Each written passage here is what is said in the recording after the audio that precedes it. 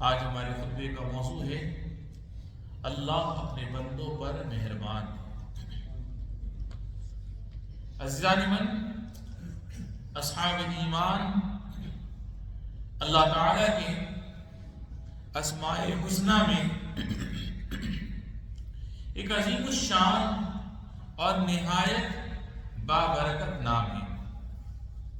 اور اس کی اعلیٰ صفات میں سے ایک جلیل القدر صفت ہے جو دلوں کو محبوب اور نفوس کو عزیز تر ہے۔ یہ وہ نام ہے جو مصیبتوں کے وقت پکارا جاتا ہے اور مشکلات میں اس کی طرف رجوع کیا جاتا ہے۔ وہ اللہ تعالیٰ کا عظیم صفاتی نام اللطیف ہے، جس کا مطلب یہ ہے کہ اس کا علم ہر چیز کا احاطہ کیے ہوئے، اس کی حکمت کامل ترین، اس کی تدبیر نہایت دقیق و پنہا ہے، اس کی مہربانی نہایت وسیع ہے، اس کا احسان ہر چیز کو شامل ہے، اور وہ اپنی مخلوق پر بے پناہ شفیق و مہربان ہے۔ خود اللہ رب العزت نے اپنی ذات کو اس صفت سے متصف فرمایا ہے۔ ارشاد باری تعالیٰ ہے لا تدرکہ الابصار وہو یدرک الابصار وہو اللطیف الخبیر، یعنی اسے آنکھیں نہیں دیکھ سکتی اور وہ آنکھوں کو دیکھ سکتا ہے، اور وہ نہایت باریک بین خبردار ہے۔ پاک ہے وہ ذات کہ مخلوق کی نگاہیں جس کا احاطہ کرنے سے عاجز ہے، مگر اس ذات بابرکات کا علم ساری مخلوقات کو احاطہ کیے ہوئے، جس کا علم اتنا باریک ہے کہ وہ تمام پوشیدہ رازوں کو جان لیتا ہے، ان کے امور میں سے کوئی چیز اس کے علم سے باہر نہیں۔ وہ ذات اللطیف ہے۔ حضرت لقمان علیہ السلام نے اپنے بیٹے سے فرمایا یا بنی انہا ان تک مثقال حبۃ من خردل فتکن فی صخرۃ او فی السماوات او فی الارض یأتی بها اللہ ان اللہ لطیف خبیر، یعنی بیٹا، یعنی حضرت لقمان علیہ السلام اپنے بیٹے سے کہہ رہے ہیں بیٹا، اگر کوئی عمل رائی کے دانے کے برابر ہو، پھر وہ کسی پتھر کے اندر ہو یا وہ آسمان کے اندر ہو یا زمین کے اندر ہو، تب بھی اللہ اس کو حاضر کر دے گا، بے شک اللہ بڑا باریک بین باخبر ہے۔ میرے بھائیوں، اگر وہ ذرہ کسی سخت چٹان کے اندر محفوظ ہو یا آسمان کی بلندیوں میں کہیں چھپا ہوا ہو، تب بھی اللہ تعالی اس کے مقام کو جانتا ہے اور اس کے حال سے واقف ہے، اس سے کوئی راز پوشیدہ نہیں ہے، جیسا کہ ارشاد باری تعالی ہے الا یعلم من خلق وهو اللطیف الخبیر، یعنی بھلا وہ نہیں جانتا جس نے سب کو پیدا کیا،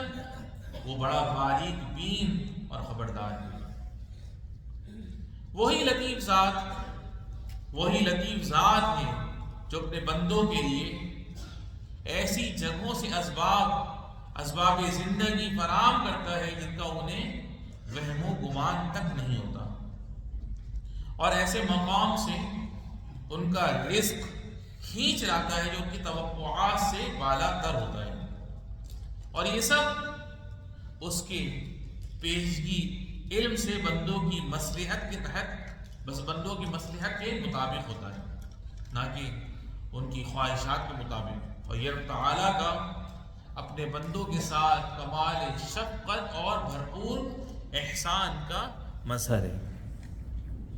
ارشاد باری تعالیٰ ہے اللہ لطیف بعبادہ یرزق من یشاء وہو القوی العزیز، یعنی اللہ اپنے بندوں پر بڑا مہربان ہے، جسے جس قدر چاہتا ہے روزی دیتا ہے، اور وہ بڑا طاقتور زبردست ہے۔ ایک دانا کا قول ہے، یاد رکھو کہ اللہ تعالیٰ کا تمہیں کسی چیز سے روکنا بھی در حقیقت تمہارے لیے اس کا ایک تحفہ ہے، کیونکہ وہ تمہیں کسی بخل کے سبب نہیں روکتا، بلکہ تم پر اپنے لطف و کرم کی وجہ سے روکتا ہے، اس لیے اس کی عظیم حکمتوں پر راضی ہو اور اس کی دقیق و لطیف تدبیر پر یقین محکم رکھو۔ رب لطیف سے دعا ہے کہ اے اللہ ہم پر اپنا خصوصی لطف و کرم فرما، ہم پر اپنا بھرپور فضل و احسان فرما، ہمیں اپنی اطاعت کی توفیق عطا فرما اور ان کی اطاعت کی بھی توفیق عطا فرما جن کی اطاعت کا تو نے ہمیں اپنے اس فرمان میں حکم دیا۔ یا ایھا الذین آمنوا اطیعوا اللہ واطیعوا الرسول واولی الامر منکم، اقول قولی ھذا واستغفر اللہ لی ولکم فاستغفروہ انہ ھو الغفور الرحیم۔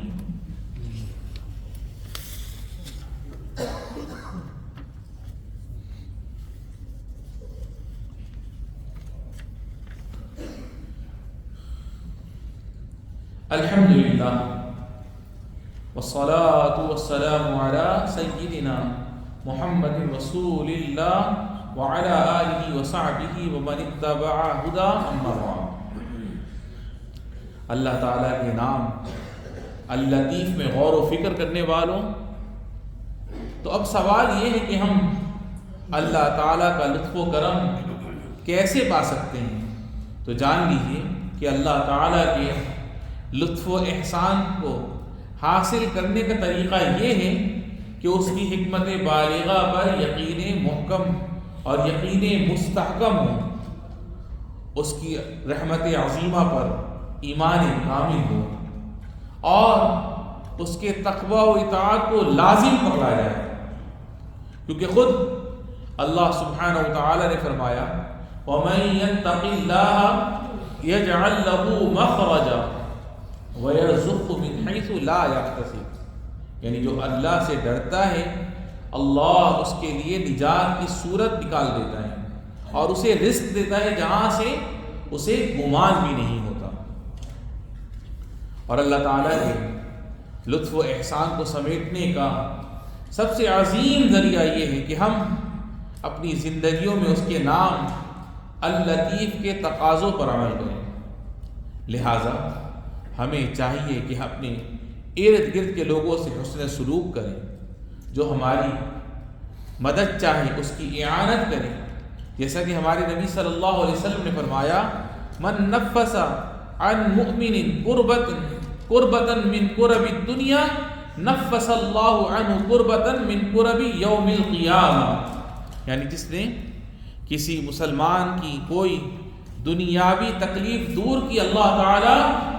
اس کی قیامت کی تکلیفوں میں سے کوئی تکلیف دور فرما دے گا۔ سبحان اللہ۔ میرے بھائی، کچھ اور بھی ایسے اعمال ہیں جن کے ذریعے ہم اپنے رب لطیف کے لطف و کرم کو اپنی جانب متوجہ کر سکتے ہیں، اور وہ یہ کہ غم زدہ دلوں کو تسلی دیں۔ کسی سے کوئی غلطی سرزد ہو جائے تو اس کا عذر سمجھنے کی کوشش کریں اور اسے معاف کر دیں، اور تمام خلق خدا کے ساتھ رحم دلی سے پیش آئیں، کیونکہ رسول اللہ صلی اللہ علیہ وسلم نے فرمایا انما یرحم اللہ من عبادہ الرحماء، یعنی اللہ تعالیٰ بھی اپنے ان رحم دل بندوں پر رحم فرماتا ہے جو دوسروں پر رحم کرتے ہیں۔ سبحان اللہ۔ لہٰذا جو لوگ اپنی گفتگو میں نرمی اختیار کرتے ہیں تاکہ کسی کا دل نہ دکھے، اور اپنے فیصلوں میں بردباری سے کام لیتے ہیں تاکہ کسی پر ظلم نہ کریں، تو در حقیقت یہی لوگ لطف و کرم کی عمدہ صفات سے آراستہ ہیں اور رب لطیف کے اس فرمان پر عمل کرنے والے ہیں۔ وَقُولُوا لِلنَّاسِ حُسْنًا، اور لوگوں سے اچھی بات کہنا۔ میرے بھائیوں، انسان کا لطیف الطبع ہونا ایک ایسی اعلی قدر ہے جو سخاوت کی کثرت سے ناپی جاتی ہے، جذبات کی سچائی سے دیکھی جاتی ہے، لوگوں کے ساتھ عمدہ برتاؤ سے جانی جاتی ہے اور اخلاق حسنہ سے جانچی جاتی ہے، بلکہ ہر لحظہ اور ہر لمحہ نرمی و مہربانی اس کا معیار ہے، کیونکہ اللہ رب العزت جو کہ اللطیف ہے،